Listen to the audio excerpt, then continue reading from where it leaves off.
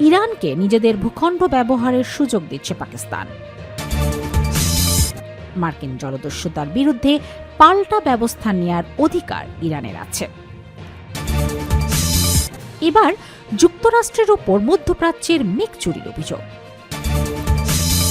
সর্বশেষ জানাবো, লেবাননে ইকোসাইট চালাচ্ছে ইসরায়েল, ক্ষয়ক্ষতি ৩ লক্ষ কোটি টাকা। শিরোনাম শুনলেন, এবারে বিস্তারিত। ইরানকে নিজেদের ভূখণ্ড ব্যবহারের সুযোগ দিচ্ছে পাকিস্তান। আঞ্চলিক বাণিজ্য সহজতর করার লক্ষ্যে এক যুগান্তকারী নীতি পরিবর্তনের মাধ্যমে ইরানকে নিজ ভূখণ্ড ব্যবহারের সুযোগ বা ট্রানজিট সুবিধা দেওয়ার সিদ্ধান্ত নিয়েছে পাকিস্তান। দেশটির বাণিজ্য মন্ত্রণালয় থেকে জারি করা এক প্রজ্ঞাপনে জানানো হয়েছে, Pakistan through transit trade two Iran order 2026 শিরোনামের এই আদেশটি অবিলম্বে কার্যকর হবে। এই নতুন ব্যবস্থার ফলে যে কোনো তৃতীয় দেশ থেকে আসা পণ্য এখন পাকিস্তানের উপর দিয়ে সড়ক পথে ইরানের নির্ধারিত গন্তব্যে পৌঁছে দেয়া সম্ভব হবে। একে আন্তঃসীমান্ত বাণিজ্য সংযোগ বৃদ্ধির ক্ষেত্রে একটি বড় পদক্ষেপ হিসাবে দেখা হচ্ছে এবং এর ফলে বালুচিস্তান সহ সংশ্লিষ্ট অঞ্চলগুলোতে অর্থনৈতিক কর্মকাণ্ড আরও গতিশীল হবে বলে আশা করা হচ্ছে। পাকিস্তান সরকার এই সিদ্ধান্ত বাস্তবায়নের লক্ষ্যে 1950 সালের আমদানি ও রপ্তানি নিয়ন্ত্রণ আইনে প্রয়োজনীয় সংশোধনী এনে একটি আইনি কাঠামো তৈরি করেছে। সরকারি কর্মকর্তাদের মতে এই আদেশটি বিশেষভাবে সেই সব পণ্যের ক্ষেত্রে প্রযোজ্য হবে যেগুলোর উৎস পাকিস্তানের বাইরে এবং যেগুলো কেবল গন্তব্যে পৌঁছানোর জন্য পাকিস্তানের ভূখণ্ড ব্যবহার করবে। মার্কিন জলদস্যুতার বিরুদ্ধে পাল্টা ব্যবস্থা নেয়ার অধিকার ইরানের আছে। যুক্তরাষ্ট্র কর্তৃক ইরানের বাণিজ্যিক জাহাজ জব্দের ঘটনায় তীব্র নিন্দা জানিয়ে একে রাষ্ট্রীয় জলদস্যুতা ও সন্ত্রাসবাদ হিসাবে অভিহিত করেছেন ইরান। বুধবার 29 এপ্রিল জাতিসংঘে নিযুক্ত ইরানের স্থায়ী প্রতিনিধি আমির সাইদ ইরাভানি এক বিবৃতিতে বলেন, মার্কিন বাহিনীর এই বেআইনি কর্মকাণ্ডের বিরুদ্ধে পাল্টা ব্যবস্থা নেয়ার পূর্ব অধিকার তেহরান সংরক্ষণ করে। জাতিসংঘের মহাসচিব এবং নিরাপত্তা পরিষদের সভাপতির কাছে পাঠানো এক চিঠিতে তিনি যুক্তরাষ্ট্রের বিরুদ্ধে সমুদ্রপথে আন্তর্জাতিক আইন লঙ্ঘনের আনুষ্ঠানিক অভিযোগ উত্থাপন করেছেন।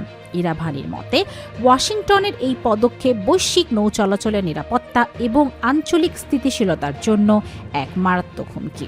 ইরান প্রতিনিধি তার চিঠিতে উল্লেখ করেছেন, উন্মুক্ত সমুদ্রে বাণিজ্যিক জাহাজ জব্দ করা সরাসরি আন্তর্জাতিক আইন, জাতিসংঘের সনদ এবং সামুদ্রিক কনভেনশনগুলোর পরিপন্থী। তিনি সতর্ক করে দিয়ে বলেন, যুক্তরাষ্ট্র সমুদ্রপথে যে বিপজ্জনক নজির স্থাপন করছে তা বিশ্ব নিরাপত্তার জন্য দীর্ঘমেয়াদী সংকটের কারণ হতে পারে। এবার যুক্তরাষ্ট্রের উপর মধ্যপ্রাচ্যের মেঘ চুরির অভিযোগ।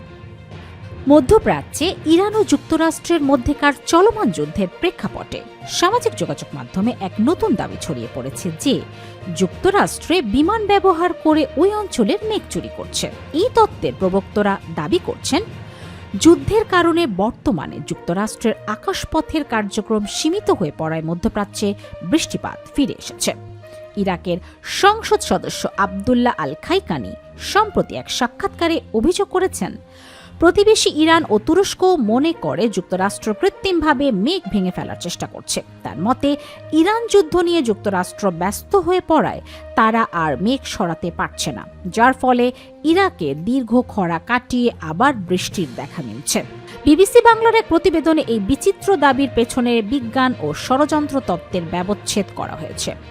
বিখ্যাত বিজ্ঞানীরা অবশ্য মেঘ চুরির এই দাবিকে সম্পূর্ণ ভিত্তিহীন ও অবৈজ্ঞানিক বলে উড়িয়ে দিয়েছেন। ইরাকের আবহাওয়া অধিদপ্তরের মুখপাত্র আমের আল জাবেরি স্পষ্ট জানিয়েছেন, 2026 সালে ইরাকে প্রচুর বৃষ্টিপাত হওয়ার পূর্বাভাস গত বছরের সেপ্টেম্বর মাসেই দেয়া হয়েছিল, যা যুদ্ধ শুরুর অনেক আগের ঘটনা। লেবাননে ইকোসাইট চালাচ্ছে ইসরায়েল, ক্ষয়ক্ষতি 3 লক্ষ টাকা। লেবাননে পরিবেশগত বিপর্যয়ের জন্য ইসরায়েলের বিরুদ্ধে ইকোসাইট বা পরিবেশ ধ্বংসের অভিযোগ তুলেছেন দেশটির পরিবেশ মন্ত্রী তামারা এল জেইন। 2023 থেকে 2024 সালের মধ্যে ইসরায়েলি সামরিক অভিযানের কারণে দক্ষিণ লেবাননের প্রাকৃতিক পরিবেশ ও সম্পদের বড় ধরনের ক্ষতি হয়েছে বলে এক প্রতিবেদনে উল্লেখ করা হয়। ওই প্রতিবেদনের ভূমিকায় তিনি এই অভিযোগ করেন। লেবাননের বৈজ্ঞানিক গবেষণা ভিত্তিক জাতীয় কাউন্সিল CNRSL প্রণীত 106 পৃষ্ঠার প্রতিবেদনে বলা হয়েছে, ইসরায়েলি বাহিনীর হামলায় লেবাননে চওড়া পাতার গাছ, পাইন, স্টোন পাইন সহ 5,000 হেক্টর অর্থাৎ প্রায় 12,350 একর বনভূমি ক্ষতিগ্রস্ত হয়েছে। এতে প্রাণীর আবাসস্থল ধ্বংস হয়েছে, স্থানীয় জলবায়ুর ভারসাম্য নষ্ট হয়েছে ও ভূমিক্ষয় ঘটেছে। ফসল, গবাদি পশুর খামার, বনজ সম্পদ, মৎস্য ও জলজ চাষের অবকাঠামো সহ $118 মিলিয়ন অর্থাৎ প্রায় 87 মিলিয়ন পাউন্ড মূল্যের ভৌত কৃষি সম্পদ ধ্বংস হয়েছে।